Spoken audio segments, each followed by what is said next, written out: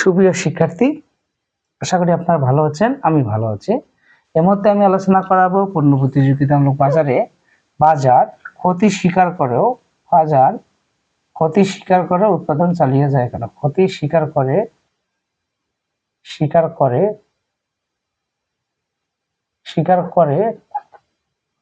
উৎপাদন চালিয়ে যায় কেন?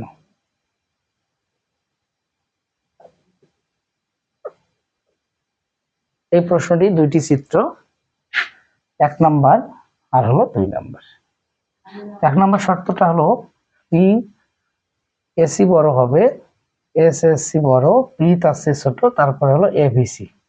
এটা একটা চিত্র। এটা হলে ক্ষতি স্বীকার করে উৎপাদন চালিয়ে যাবে। চিত্রটা দেখেন, এটা হলো এসি রেখা, এটা হলো এমসি রেখা। ঠিক আছে, এটা এখানে দিলাম, এটা P A R M R এখানে দিলাম হলো এটা এবিসি।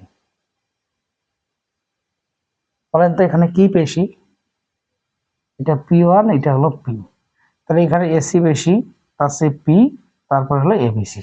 এসিটা দেখেন তো বেশি না? এসি রেখাটা অথবা এসএসসি এটা বেশি, এই যে এসএসসি বেশি, তারপরে পি, তারপরে এবিসি। তার মানে ক্ষতি স্বীকার করে উৎপাদন চালিয়ে যাবে।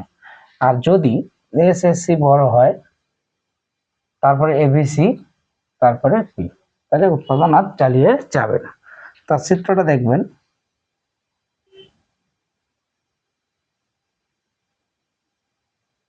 এটা হলো এসি রেখা, ঠিক আছে, এটা হলো এবিসি এমসি রেখা। ঠিক আছে, এখানে আমি দিলাম হলো এটা পি আর এম আর।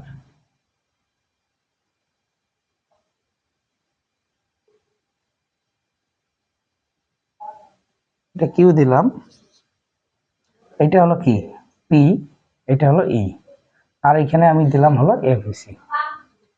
এটা হলো এবিসি, এটা হলো পি1। দেখেন তো কে বেশি? বলেন। এসিসি যে বেশি, তারপরে এবিসি, তারপর হলো পি।